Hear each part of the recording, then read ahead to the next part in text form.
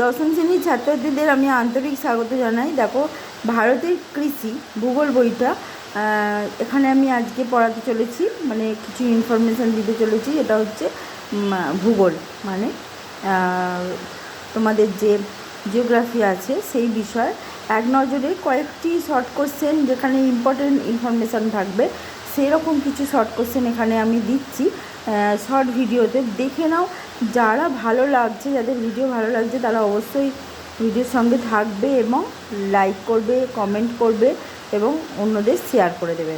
দেখো, ভারতীয় কৃষি, প্রধানত ভারতীয় কৃষি হচ্ছে জীবিকা সত্তাভিত্তিক কৃষি। এটা অনুশীলনীতেও এই কোশ্চেন আছে। আচ্ছা, ভারতের কৃষির প্রধান বৈশিষ্ট্য হচ্ছে মৌসুমি বৃষ্টিপাতের ওপর নির্ভরশীলতা।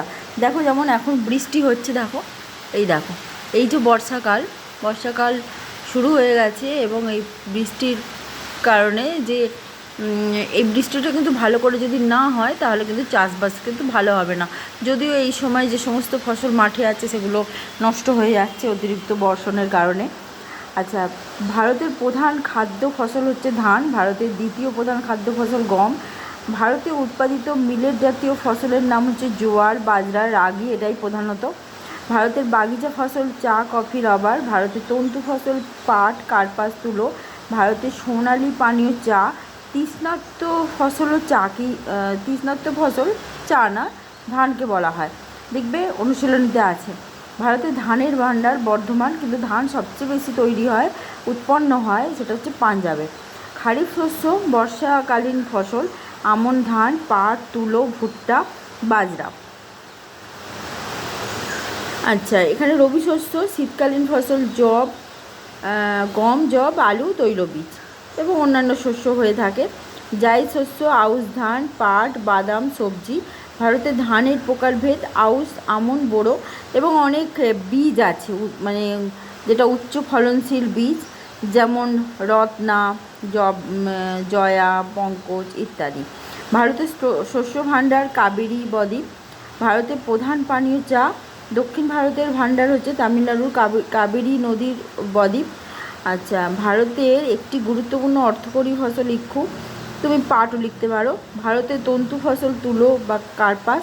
আর ভারতের কৃষি উন্নয়ন সংক্রান্ত যে সংস্থা, এখানে সংখ্যা দেওয়া আছে, সংখ্যা হবে না, সংস্থা হবে, সেটা হচ্ছে ICAR, Indian council for agriculture research. ঠিক আছে, এবং কিছু শর্ট কোশ্চেনও দেখো এখানে আছে।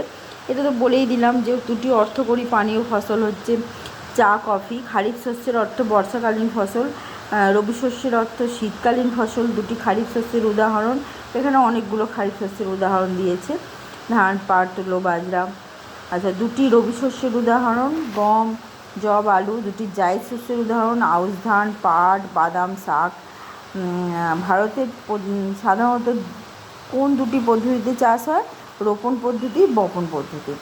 আচ্ছা, ICAR একটু আগেই বললাম, যেটা হচ্ছে Indian council of agriculture research. আর ভারতে কোন প্রকার চাল বিদেশে রপ্তানি করা হয়? সুগন্ধি, বাসমতি এবং গোবিন্দভোগ চাল, এটা বিদেশে রপ্তানি করা হয়। আর ধানের পর ভারতের দ্বিতীয় খাদ্যশস্য কি? গম, একটু আগেই বলেছি। আর ভারতের শস্য ভাণ্ডার কাকে বলে? করমণ্ডল উপকূলকে। প্রধানত কোন প্রকার গম চাষ করা হয়? শীতকালীন গম। আর ভারতের যে কোনো দুটি রাজ্যের নাম লেখো যেখানে জোয়ার চাষ হয়। মহারাষ্ট্র, মধ্যপ্রদেশ, কর্ণাটক, অন্ধ্রপ্রদেশ। ভারতের যে দুটো রাজ্যে বাজরা উৎপন্ন হয়, গুজরাট, রাজস্থান, মহারাষ্ট্র, উত্তরপ্রদেশ।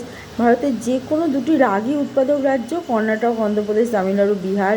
মৃত্তিকায় কোন প্রকার খনিজের উপস্থিতি চা পাতার সুগন্ধি বাড়ায়, মানে সুগন্ধি বাড়ায়?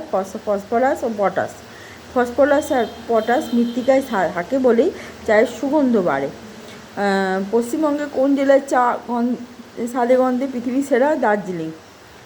ভারতের চা গবেষণাগারটি কোথায় অবস্থিত? আসামের জোরহাটে। ভারতের আচ্ছা, মনে রাখবে যে ধান গবেষণা কেন্দ্রটি কোথায় অবস্থিত? কটকে। ঠিক আছে। ভারতে কোন রাজ্যে কফি উৎপাদনে প্রথম? কর্ণাটক। ভারতে কোন অঞ্চলে অধিকাংশ কার্পাস? দাক্ষিণাত্যে কৃষ্ণ মৃত্তিকা। কোন প্রকার জলবায়ুতে আখ চাষ ভালো হয়? ক্রান্তীয় জলবায়ু, আর্দ্র ক্রান্তীয় জলবায়ু। কোন ধরনের অঞ্চলে হেক্টর প্রতি কার্পাস উৎপাদনে ভারতে প্রথম? সিন্ধু সমভূমি, দক্ষিণ পশ্চিম অংশ অর্থাৎ পাঞ্জাব, হরিয়ানা। ঠিক আছে। পেশাগত দিক থেকে ভারত কী ধরনের দেশ? কৃষি ভিত্তিক দেশ। আর এখানে অনিয়মিত মৌসুমি বৃষ্টিপাতও হয়, যার কারণে জলসেচের প্রয়োজন হয়। ঠিক আছে, এই পর্যন্ত আজকে, বাই।